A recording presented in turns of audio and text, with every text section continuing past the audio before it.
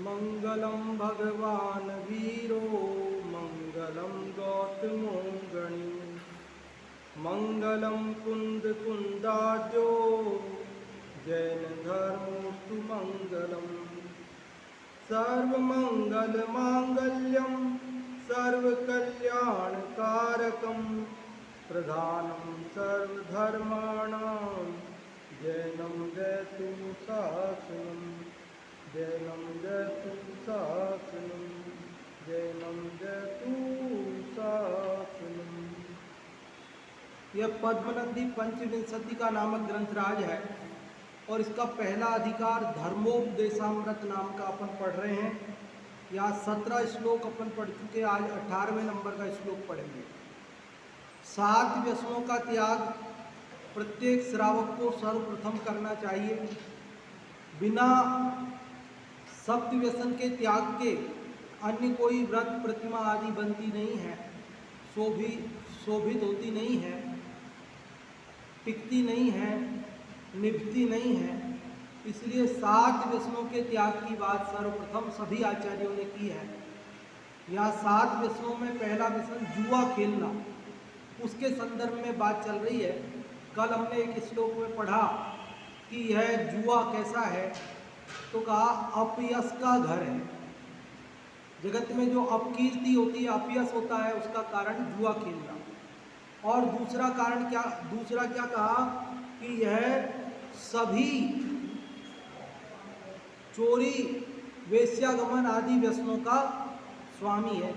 जब जुआ खेलता है जीव तो फिर क्या करता है कि वह अन्य व्यसनों का भी सेवन करने लग जाता है।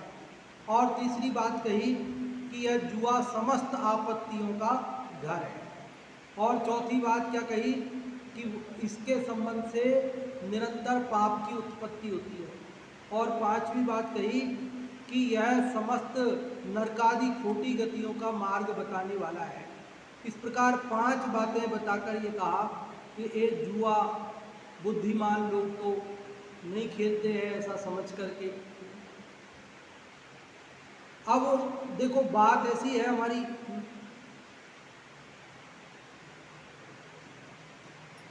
कि सुख चाहिए कि हाँ चाहिए, तो सुख का उपाय करो कि वो नहीं करना। कि दुखी होना है कि नहीं होना, तो दुख के कारण को छोड़ दो, तो बोले वो तो नहीं छोड़ना। भैया जब तक दुख के कारण को नहीं छोड़ेंगे और सुख के उपाय को नहीं करेंगे, तब तक हमारा दुख से छूटना और सुख की चाह करना ये व्यर्थ है, क्योंकि हमारी चाह में कोई दम नहीं है। क्योंकि ऐसी जैसी इच्छा हम कर रहे हैं कि दुख ना हो और सुख हो, तो जो दुख के कारण हैं उनको छोड़ना पड़ेगा और जो सुख के उपाय हैं उन्हें करना होगा। अब सबसे ही पहले यहाँ कहा भाई जुआ से अपयश होता है। बोलो अपयश कौन चाहता है दुनिया में? कोई नहीं चाहता। सब चाहते हैं कि मेरी प्रशंसा हो, मेरा यश हो, मान हो, सम्मान हो, नाम हो, प्रतिष्ठा हो। लेकिन कोई मेरी बुराई करे, मेरा अपयश हो, मेरी निंदा हो, ये हम नहीं चाहते। तो आचार्य देव कह रहे भैया नहीं चाहते हो तो जुआ खेलना छोड़ दो। तो वो तो नहीं छोड़ेंगे, वो नहीं छोड़ेंगे तो अपयश से कैसे बचेंगे? तो हम चाहते हैं हमें पाप का बंधन नहीं हो, ये पाप का बीज तो जुआ खेलना है, वो छोड़ दो, पाप नहीं होएगा।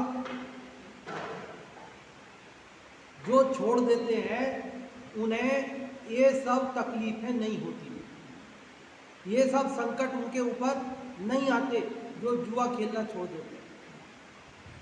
लेकिन जुआ खेलना छोड़ना कब संभव है?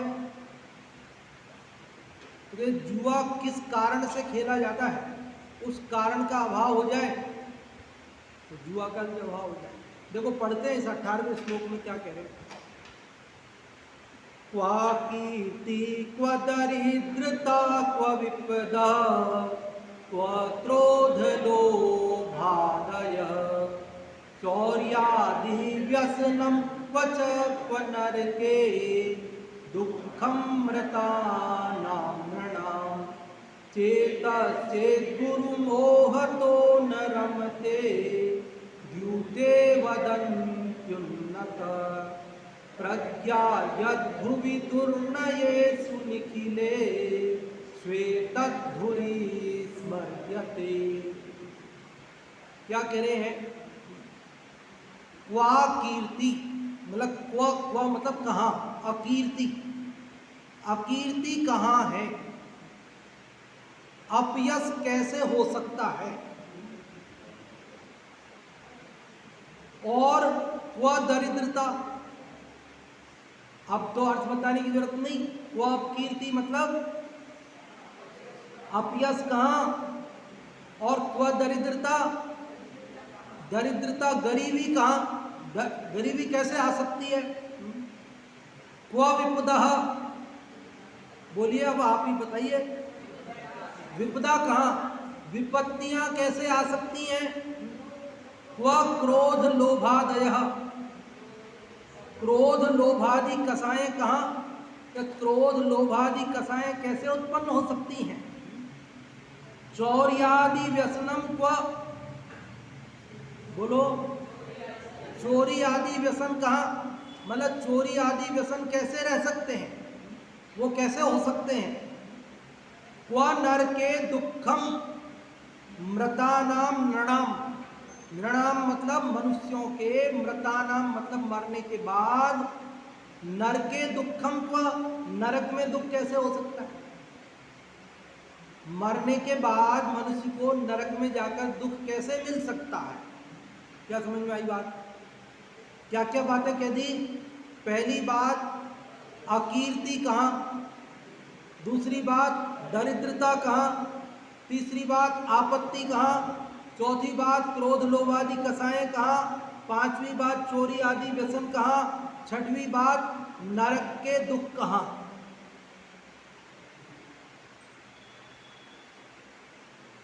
है तो सही, ये कह रहे हैं कि नहीं है। तो यहां कह रहे हैं कि जो जुआ नहीं खेलता उसके लिए कहा,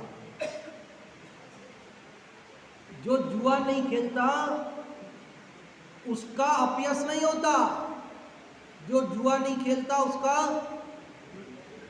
उसके दरिद्रता नहीं आती, जो जुआ नहीं खेलता उसके विपत्तियां नहीं आती, जो जुआ नहीं खेलता उसको क्रोध आदि उत्पन्न नहीं होते, जो जुआ नहीं खेलता उसको चोरी आदि व्यसन नहीं होते, अन्य व्यसन, और जुआ नहीं खेलने वाले को नरक में जाकर दुख भोगना नहीं पड़ते हैं। लिखा ना, चेतस चेत गुरु मोह तो न रमते द्यूते। चेतः, चेतः मतलब चित्त मन, चेत मतलब यदि, पहले है चेतः, चेतः मतलब मन, चेत, चेत मतलब यदि, यदि हमारा चित्त गुरु मोह तो, गुरु मतलब अधिक, अधिक मोह से, ना रमते द्यूते, ना मतलब नहीं, रमते मतलब रमता, द्यूते मतलब जुआ में, द्यूत क्रीड़ा बोलते हैं जुआ को, द्यूत क्रीड़ा। तो जुआ में यदि हमारा मन मोह से न रमे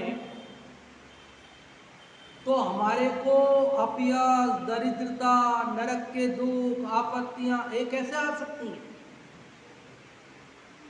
असल बात यह है कि हम मोह की अधिकता से जुआ में रमते हैं और फिर ये सारे संकट खड़े हो जाते हैं।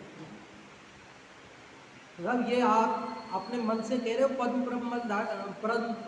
पद्मनंदी देव, तो कहते नहीं, हम भी अपने मन से ये बात नहीं कह रहे, कह रहे वदंती उन्नत प्रज्ञा। वदंती मतलब कहते हैं, कौन कहते हैं, उन्नत प्रज्ञा। उन्नत प्रज्ञा मतलब, उन्नत मतलब अधिक, जिनकी प्रज्ञा मतलब बुद्धि, जिनका ज्ञान बहुत अधिक है, उन्होंने कहा है। किनका है सबसे ज्यादा ज्ञान, सर्वज्ञ परमात्मा का है, उन्होंने दिव्य ध्वनि में कहा है।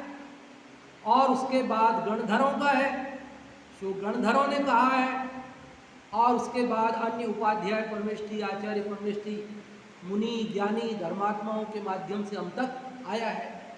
तो ये कह रहे उन्नत प्रज्ञा वदंती कि ये बात सर्वज्ञ देव ने कही है, गणधर देव ने कही है, हमने अपने मन से नहीं कही कि नहीं आप तो हमें जुआ छुड़ाना चाहते हो और जुआ छुड़ाने के लिए आप अपने मन से बनाकर ये बातें कर रहे हो।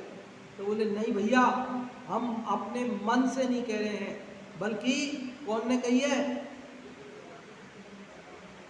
उन्नत प्रज्ञा वदंती कि बहुत बुद्धिमान जो गणधर आदि हैं, तीर्थंकर परमात्मा है, उन्होंने ये बात कही है। और इतना ही नहीं, उन्होंने ये कही है यद भुवि दुर्नयेषु निखिलेषु एतत् धुरी स्मर्यते। कहते यद जो भुवि, भुवि मतलब पृथ्वी पर, लोक में, दुर्नयेषु निखिलेषु, दुर्नय मतलब व्यसन, निखिल मतलब समस्त व्यसनों में, एतत् मतलब यह जुआ खेलना, धुरी, ये क्या है? धुरी है, धुरी। धुरी जानते हैं?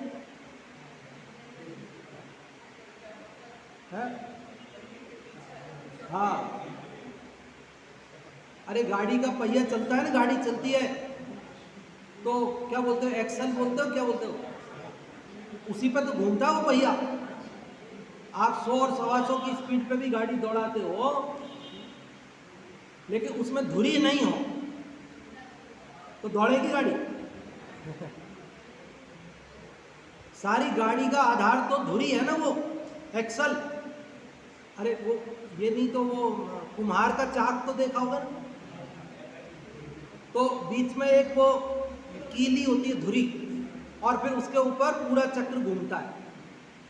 तो वो धुरी नहीं होवे तो चक्र घूमेगा, और चक्र नहीं घूमेगा तो मटका बनेगा, बर्तन बनेंगे। तो सारे बर्तन बनने का, उस चक्र के घूमने का आधार क्या है? धुरी क्या है?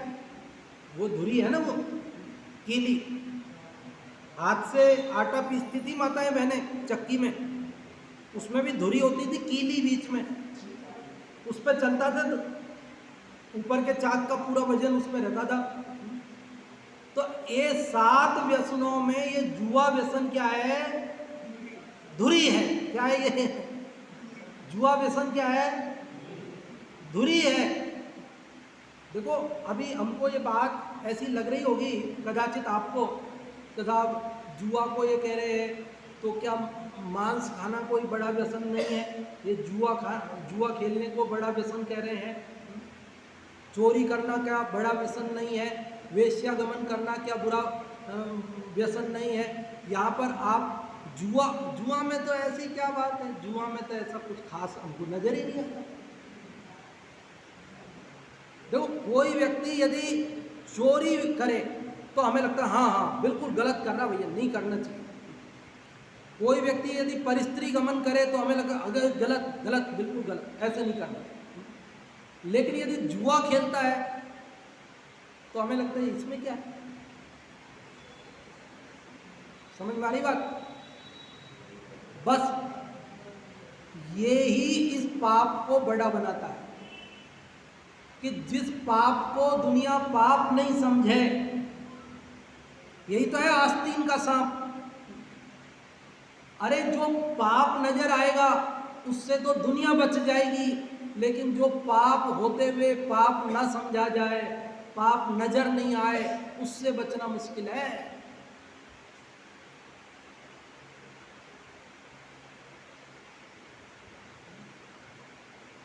जहर हो और जहर दिखे तो उससे तो सब बच जाएंगे, लेकिन हो तो जहर और दिखे अमृत तो क्या होगा कि पी के मारे जाएंगे। तो ये जुआ व्यसन ऐसा व्यसन है कि जो सारे व्यसनों का कारण है, दुर्गति का कारण है, सारी आपत्तियों और संकटों का कारण है, और जगत इसे कुछ गलत समझता ही नहीं है। ये बड़ी बात है। इसलिए कह रहे भैया जुआ खेलना छोड़ो।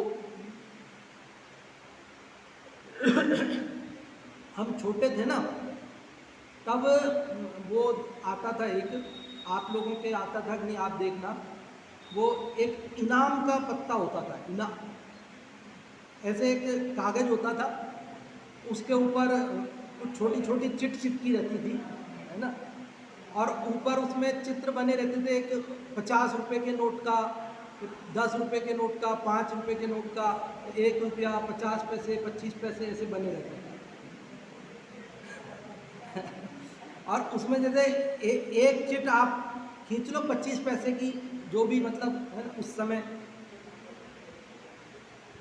तो आप 25 पैसे की आप खींचोगे, अब उसके अंदर लिखा आ जाएगा 1 रुपया, तो हम आपको 1 रुपया देंगे। वो दुकानदार क्या करेगा, आपको 1 रुपया देगा, आपको 25 पैसे के बदले 1 रुपया मिलेगा। और यदि उस चिट के अंदर लिखा आ गया कुछ नहीं, जीरो, तो आपके 25 पैसे गए। मैंने भी किया ऐसा।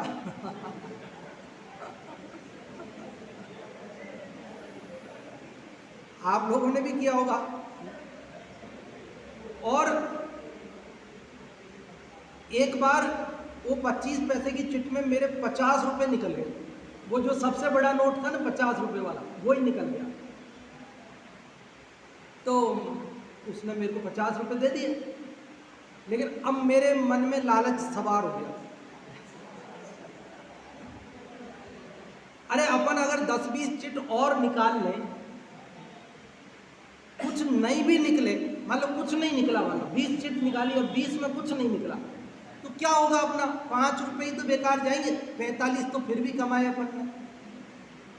भाई 50 रुपये अपन को मुफ्त के मिले हैं, 5 रुपये यदि उसमें से अपन ने खर्च भी कर दिए और कुछ नहीं मिला मान लो, ऐसे संभावना तो ये है कि जब अपने एक में ही 50 निकल गए हैं, तो 20 में कुछ तो 2-4 रुपये तो निकलेंगे, और कुछ भी नहीं निकला मान लो, तो अपना क्या बिगड़ा, अपन ये समझेंगे 45 ही मिले, 5 रुपये और सही।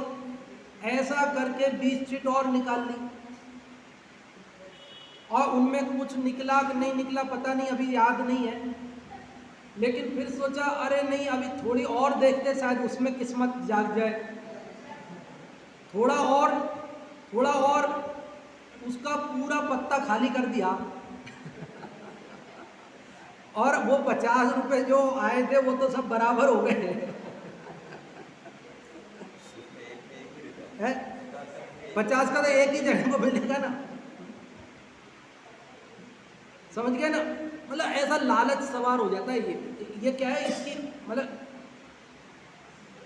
और अगर मुफ्त का धन आ गया, मान लो किस्मत पुण्य का उदय हो, तो चलता रहा, चलो। तो फिर जब मुफ्त का पैसा आएगा तो खर्च भी कैसे करेगा आदमी।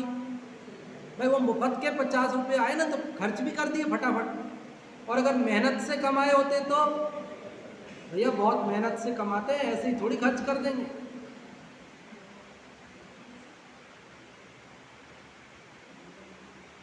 हमने बहुत मेहनत से कमाया हो ना, तो हम ऐसे वैसे फालतू की चीज़ों में खर्च नहीं करेंगे उसको। और गलत तरीके से यूँ आसानी से पैसा आ गया हो तो फिर ऐसे खर्च भी कर देंगे। तो ये जुआ के अंदर बहुत सारे घर बर्बाद। जयपुर में जब हम पढ़ते थे उस समय अजमेरी गेट के ऊपर से हम वहाँ टेम्पू से उतरते थे, पढ़ने जाते थे, मनियारों के रास्ते में कॉलेज था, तो अजमेरी गेट पे टेम्पू उतारता था, वहाँ से उतर के 1 किलोमीटर पैदल जाना पड़ता था। तो अजमेरी गेट पे वो लॉटरी के टिकट बेचने वाले होते थे बहुत, जयपुर में। आजकल नहीं होते हैं, अब तो शायद सरकार ने बंद कर दिए या जो भी कारण, या कोई नए तरीके निकालिए लोगों ने। वह लॉटरी के टिकट बिकते रहते थे, और जैसे कोई गद्दे बिछ रहे हो ना, ऐसे वो टिकट पड़े रहते थे जमीन में, इतने सारे, इतने पैर रखो तो ऐसे दबता था, जैसे इतने टिकट पड़े रहते थे। बहुत दिन तक तो ध्यान ही नहीं गया कि ये क्या होता है। फिर बाद में किसी ने बताया कि ये लॉटरी के टिकट होते हैं, 10-10 रुपये में खरीदते हैं, फिर उसका कल आपका नंबर आएगा अखबार के अंदर, फिर अगर आपका नंबर वो आ गया जो आपके पास टिकट है, तो फिर आपको जो है उसमें जो भी उनके होते हैं तो वो पैसे आपको मिलेंगे, ऐसा होता है। हालांकि मैं तो उस चक्कर में कभी नहीं पड़ा, वो जो बचपन में पढ़ा वही पढ़ा बस, वो जो बता दिया मैंने आपको। लेकिन मुझे पता चला कि वो जयपुर में रिक्शा चलाने वाले, साइकिल रिक्शा चलाने वाले, जो गर्मी में साइकिल रिक्शे के ऊपर 2-2, 3-3 सवारियों को लेकर के चढ़ाइयों पर भी दौड़ते हैं, और वे मेहनत की कमाई किस में खर्च कर देते हैं? लॉटरी का टिकट खरीद लेते हैं, शराब पी जाते हैं, और फिर मेहनत करके भी वही गरीब के गरीब बने रहते हैं। क्यों? क्योंकि ये व्यसन। अगर व्यक्ति के जीवन में व्यसन नहीं होवे तो कह रहे उसके जीवन में अपयश नहीं हो सकता। यदि उसके जीवन में व्यसन नहीं होवे तो दरिद्रता नहीं हो सकती, गरीबी। लोग पूछते हैं ना जैनों के पास पैसे कैसे हैं, तो यही तो बात है कि वो मांस मदिरा से बचे हुए हैं, इन व्यसनों से बचे हुए हैं, और जो गिरते जा रहे हैं वो बराबर होते जा रहे हैं। देखो समझ में आ गया श्लोक का अर्थ? एक बार फिर से बताता हूँ, फिर पूछता हूँ आप लोगों को। अब क्रम से बताते हैं, पहले तो ऐसे ही बता दिया आपको शुरू से। अब सबसे पहले चेतः मतलब मन, उपयोग, आत्मा, जीव, कुछ भी समझ लो आप। चेत यदि गुरु मोह तो अत्यधिक मोह के कारण द्यूते न रमते, जुआ में नहीं रमता है, तो क्वा अकीर्ति, अपयश कहाँ, क्वा दरिद्रता, गरीबी कहाँ, क्वा विपदा, आपत्तियां कहाँ, क्वा लोभ क्रोध लोभादया, कहाँ कसाएं, चौर्यादि व्यसनम क्वा, अन्य व्यसन कैसे, कहाँ, नरके दुखम मृतानाम नृणाम, मनुष्यों को मरने के बाद नरक के दुख कहाँ, उन्नत प्रज्ञा वदंती, सर्वज्ञ देव गणधर देव कहते हैं यद भुवि, जो लोक में दुर्नयेषु निखिलेषु समस्त व्यसनों में एतत् धुरी स्मर्यते, यह जुआ व्यसन धुरी है, ऐसा स्मरण रखना चाहिए, भूलना नहीं चाहिए, याद रखनी चाहिए ये बात कि ये जुआ सभी व्यसनों का कारण है। आप में से कोई अर्थ बताएंगे इसका? कौन बता रहे हैं? जो पहले हाथ खड़ा कर देना। आई एम जैन साहब बता रहे हैं क्या? और कौन बता रहे हैं? मुझे लगा आप बता रहे हैं। हाँ जी, हाँ बोलिए आप।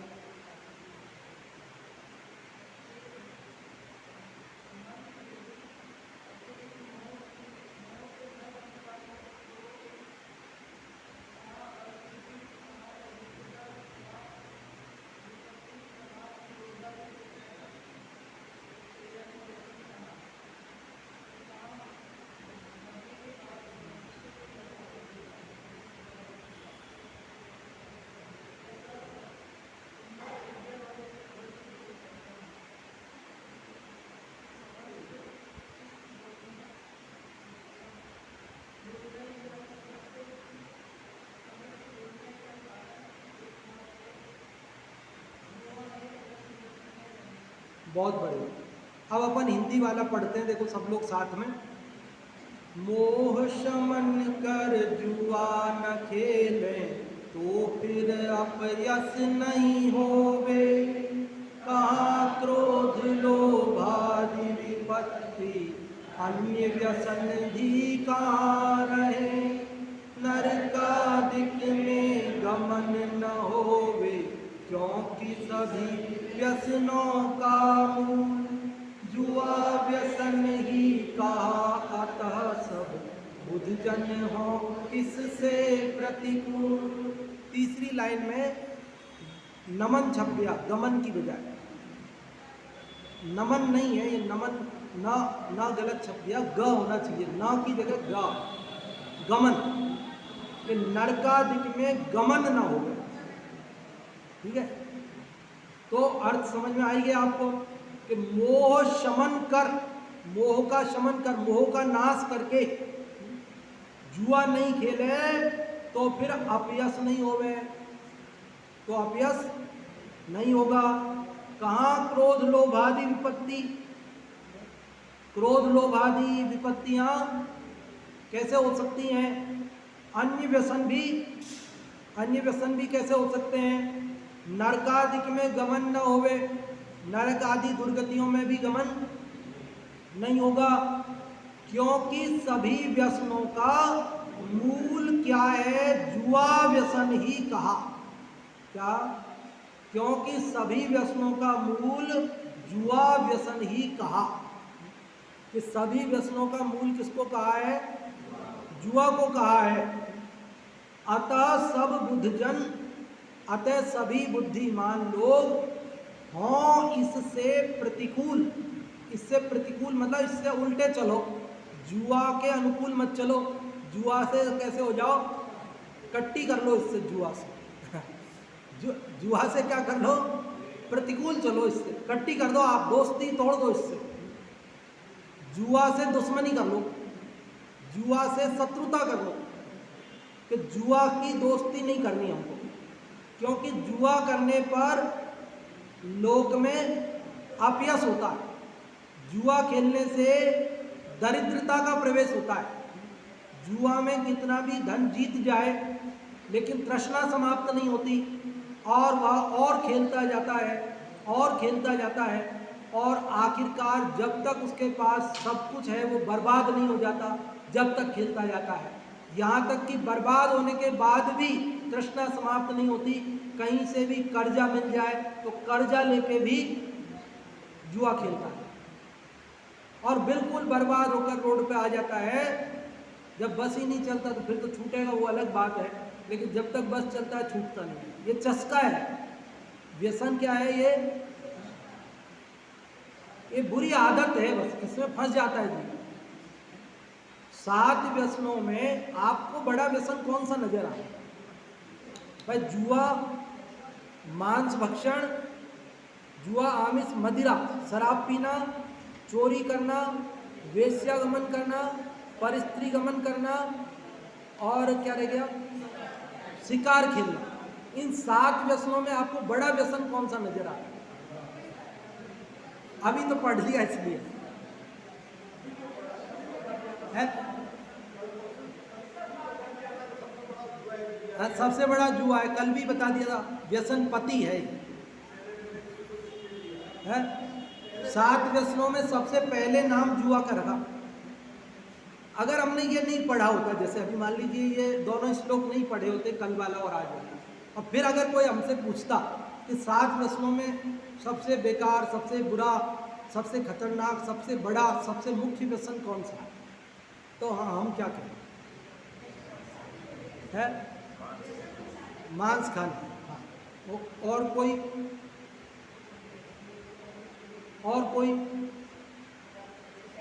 है? वेश्यागमन, परस्त्री सेवन, शराब सेवन इत्यादि को हम कहते हैं। क्यों? क्योंकि हमें जुआ खेलना कोई बड़ा व्यसन दिखता ही नहीं है, लेकिन आचार्य पद्मनंदी देव कह रहे हैं भैया सबसे बड़ा व्यसन तो जुआ है। जुए में बहुत पैसा जीत जाए तो फिर क्या करेगा? जीत जाए तो क्या करेगा? तो जीत जाएगा तो अन्य व्यसनों में चला जाएगा, और हार जाए तो बोले गम गलत करने के लिए चला जाएगा।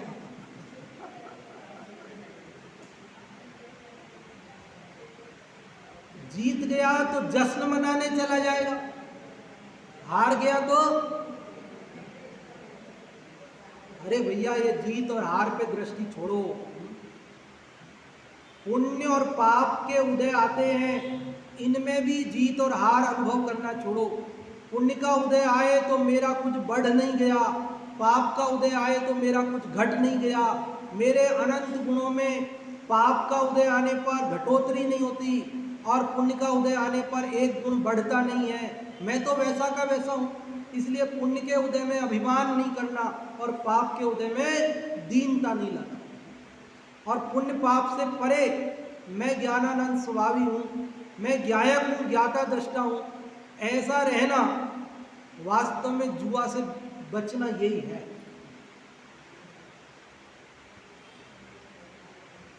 लेकिन हम आध्यात्मिक जुआ की बात करते हैं तो जो ये जुआ हम जगत में चलता है इस तरफ हमारी दृष्टि नहीं जाती, इसलिए थोड़ा जोर देकर उस पर बात कहनी पड़ती है। लेकिन लौकिक जो जुआ है, हार जीत की मुख्यता से धन आदि लगाना, वो तो जुआ है ही, उससे तो बचना है ही। लेकिन जीवन में आने वाले उतार चढ़ावों में भी घबराना और अभिमान करना नहीं है। इष्ट का वियोग, अनिष्ट का संयोग, रोग का होना, रोग का मिटना, ये सब स्वाभाविक प्रक्रियाएं हैं। ये जगत में सबके साथ होता है। ऐसा थोड़ी किसी के साथ होता है, किसी के साथ होता नहीं है। किसी के साथ आज हुआ है, किसी के साथ कल होना है। ये जगत की रीत है। इस संसार में सुख दुख या संसार में सब काहू के होए, और ज्ञानी काटे ज्ञान सो मूर्ख काटे रोए। सुख और दुख इस जीवन में सभी के जीवन में आते हैं। ज्ञानियों के जीवन में भी आते हैं और अज्ञानियों के जीवन में भी आते हैं। लेकिन ज्ञानी समता भाव रखते हैं, ज्ञान से उस समय को बिताते हैं, और अज्ञानी रो रो कर बिताते हैं। पंडित बनारसी दास जी के जीवन में कितने उतार चढ़ाव आए। 3 शादियां हुई उनकी।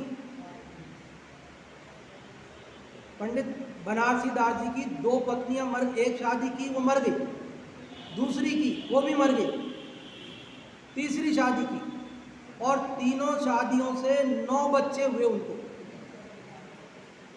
2 बेटियां और 7 बेटे, 9 बच्चे हुए, और उनके आंखों के देखते 9 के 9 मर गए।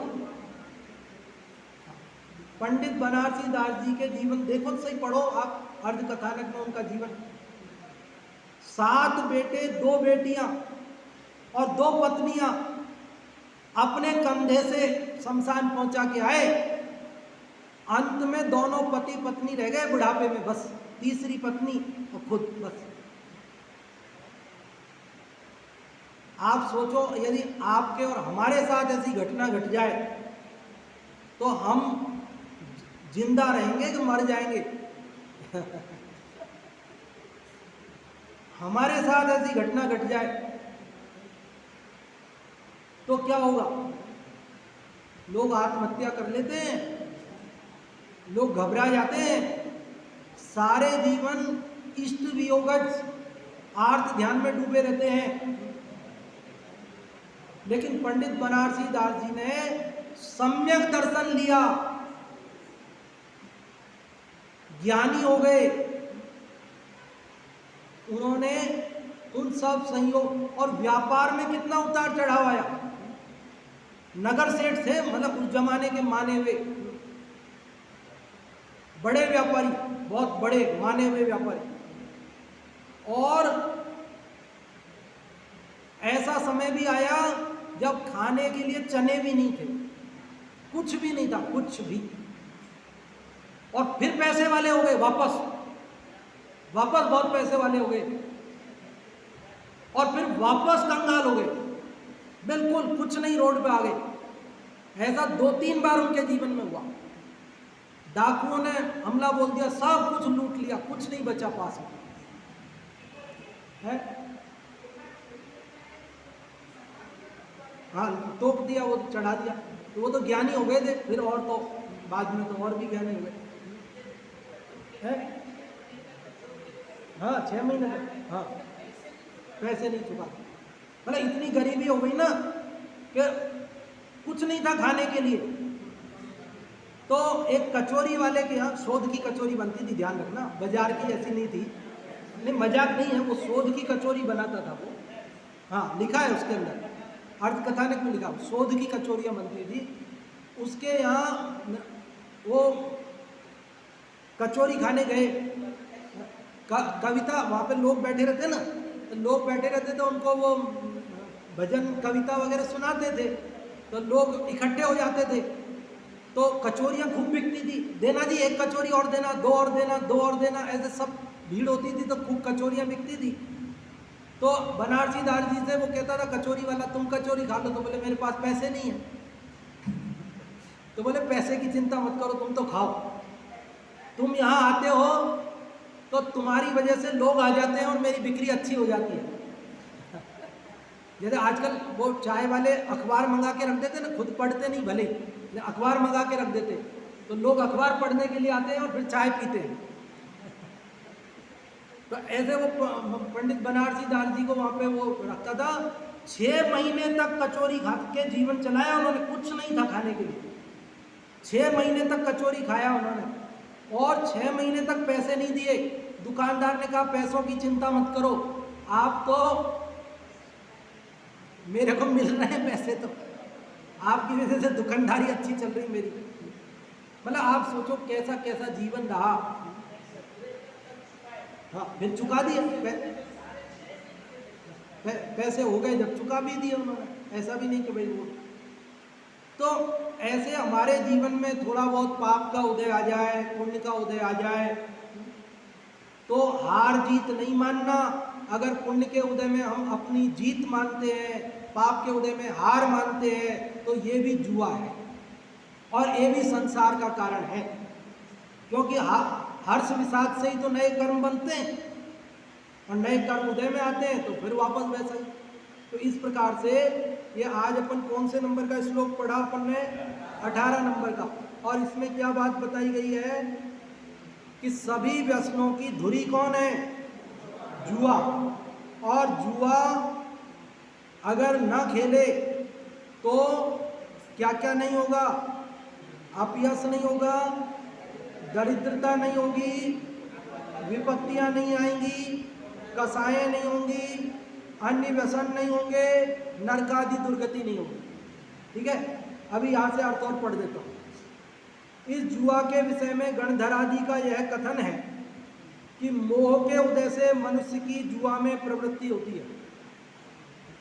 मोह के वशीभूत होकर जीव जुआ खेलता है।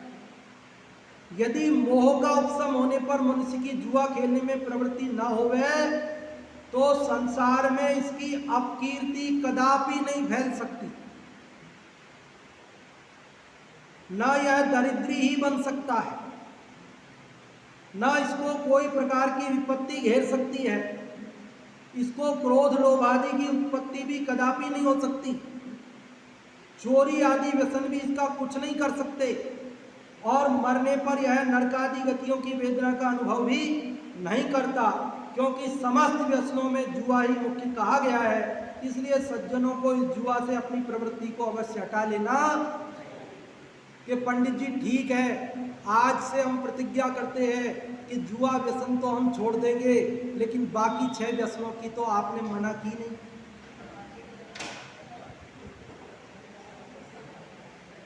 सबसे बड़ा व्यसन ये है तो ये छोड़ देंगे, बाकी की बात मत करो। तो कहते नहीं भैया, अभी अब ये जुआ की बात थी तो जुआ की बताई, अभी अन्य व्यसन भी एक से एक महाभयंकर महाखतरनाक है, और उनकी क्रम क्रम से चर्चा आएगी। कल मांस भक्षण के संदर्भ में चर्चा चलेगी। और आप ये नहीं सोचना कि अपन तो मांस भक्षण करते नहीं हैं, इसलिए अपने को इस चर्चा की क्या ज़रूरत है। लेकिन आचार्य पद्मनंदी देव कुछ सोचकर हमें कह रहे हैं, तो हमें इस बात को भी बहुत ध्यान दे करके सुनना है, और अपने परिवार में आने वाली पीढ़ियों तक ये बात पहुंचानी है। क्योंकि अभी जो होटल संस्कृति चली है उसके अंदर वेज नॉन वेज का कुछ पता ही नहीं पड़ता है ना, इसलिए वो बचाना है अपने को, उससे बचना है अपने को। उसके लिए ये मांस व्यसन का भी त्याग करना है, उसकी चर्चा कल करेंगे।